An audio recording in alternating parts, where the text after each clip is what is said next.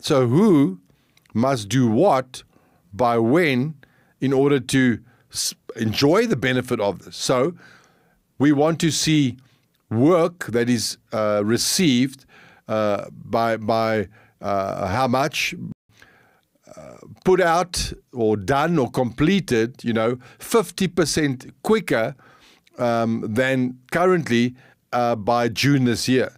So now we have a measuring stick to work with, because what is causing us to get all this work is the blessing of God, marketing, sales, but how are we going to manage this in order to actually enjoy the benefit of it?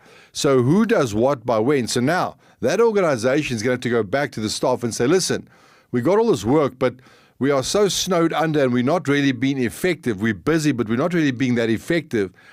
So what must we do as an organization to reduce the burden of 99 last minute pressure, or the customers taking their business away from us because of bad service, because over-promising, under-delivering?